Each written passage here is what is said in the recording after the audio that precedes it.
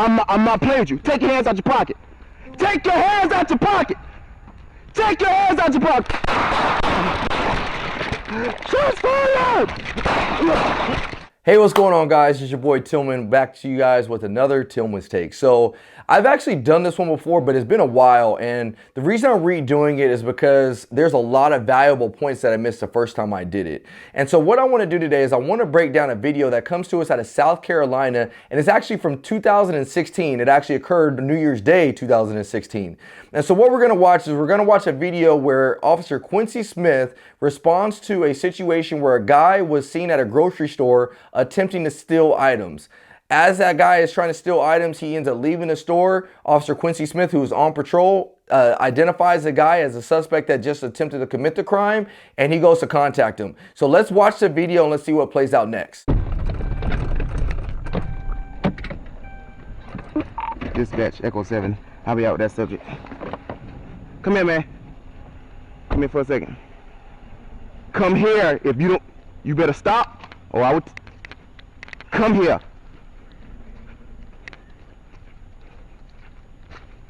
Come here. Stop. Stop. Stop. Take your hands out your pocket. Take your hands out your pocket. If you don't stop, so I'm gonna tase you. All right, guys, so you see Officer Smith is trying to get this guy's attention. He's trying to get him to stop. He keeps telling him to take his hands out of his pocket, and the guy's not listening to him. So one of the things that we have to look at here is what's the severity of the crime? Well, we know here in California, sounds like he's dealing with a misdemeanor crime, and so Officer Smith chooses to pull out his taser in hopes that, you know, if this guy doesn't listen to him, he can deploy the taser and take him down in a less lethal way. If you ask me as an officer, it sounds like a pretty decent approach to it. Some of the things to consider in this situation is the guy is wearing a thick jacket and everything like that, but at the same time, the Officer Quincy chose to use this taser, which if you ask me, based on the severity of the crime and what's going on, it sounds like it may be a decent force option. So as I do with every single video, let's see what transpires next. Take your hands out your pocket. Take your hands out your pocket. If you don't stop, so I'm gonna tase you. I'm not playing with you. Take your hands out your pocket. Take your hands out your pocket. Take your hands out your pocket. Shots fired!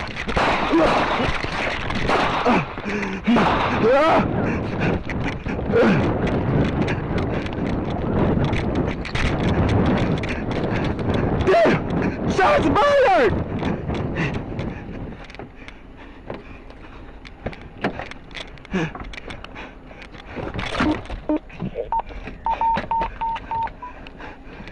Dispatch, I'm in!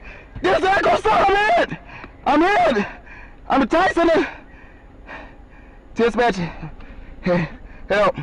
All right, so as we just witnessed, Officer Smith is shot 3 times, and I don't know if you guys know this or not, but as you guys hear this video play out, you hear more than 3 gunshots. I want you guys to know that that's not Officer Smith shooting back at him. That's the suspect still shooting at Officer Smith. Officer Smith just so happens to get shot 3 times. Once Officer Smith is shot, he retreats back to his vehicle and he immediately calls for emergency assistance to his dispatch. And you can tell in his voice that Officer Smith is scared. And one of the things I need you guys to realize is that just because we have a badge and a gun, it doesn't make us any less fearful in situation. It doesn't make us Superman. It doesn't make us any superhero. It doesn't make us any less scared that we could lose our life. And you can hear that in the sound of Officer Smith's voice. Let's listen in.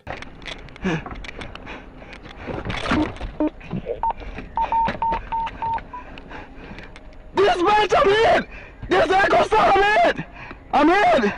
I'm a Taser. Dispatch, help. Dispatch, Echo 7, I'm hit. I'm hit. I'm hit in my neck someplace.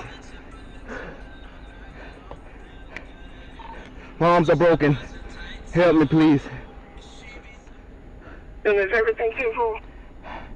Dispatch, I'm hurt pretty bad.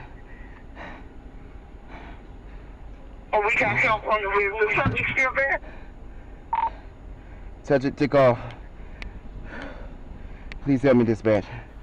All right, so as you guys can hear the distress in Officer Smith's voice, he truly believes that he's going to lose his life at this point. He's shot in the neck, he shot twice in the arm, he can't use his gun to shoot back at the suspect, and the suspect at this point is long gone.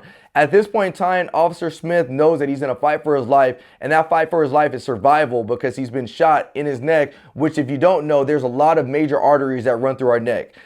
Later on during this video, there is a good Samaritan that comes by and stays with Officer Smith until his partners get there. But what I want to do is I want to go back to the actual contact at the point where Officer Smith gets shot.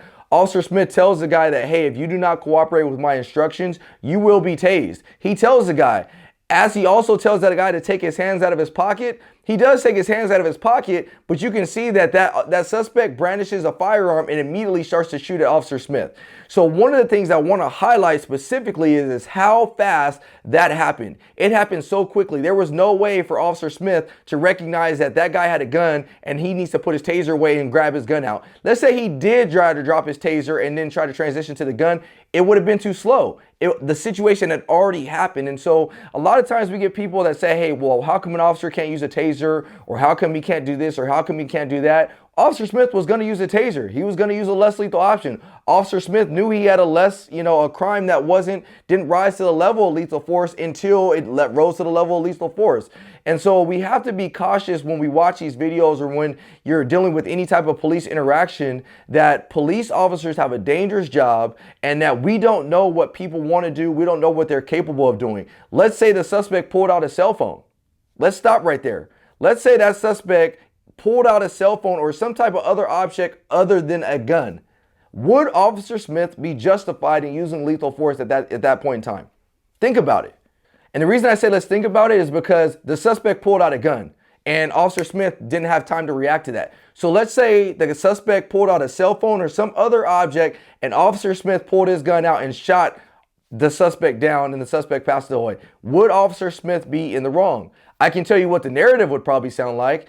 Officer Smith shoots unarmed guy. That's what it would probably sound like. But as we watch this video, you can see that Officer Smith chose to use his taser and didn't realize that the suspect was going to pull out a gun and shoot him. And so as I end this video, like I tell you guys always, these videos are for educational purposes and educational purposes only. But the last thing I want you guys to tune into in this video is some of the last word that Officer Smith says over the radio as he's getting ready to, in his mind, pass away. Dispatch, Echo 7, please help. Dispatch, please tell my family I love them.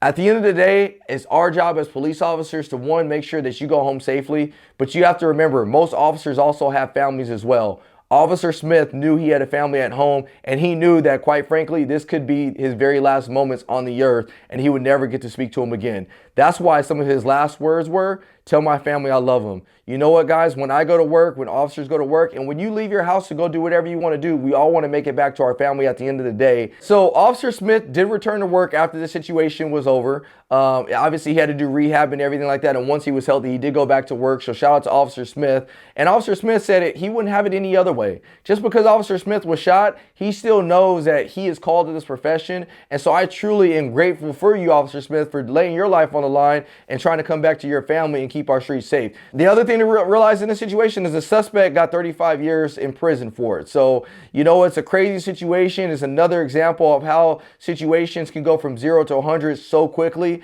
So again, I share these videos with you guys for educational purposes and educational purposes only. I love you guys. I appreciate you guys following in. And if you guys need anything, reach out to me in my DM. Thanks again and God bless.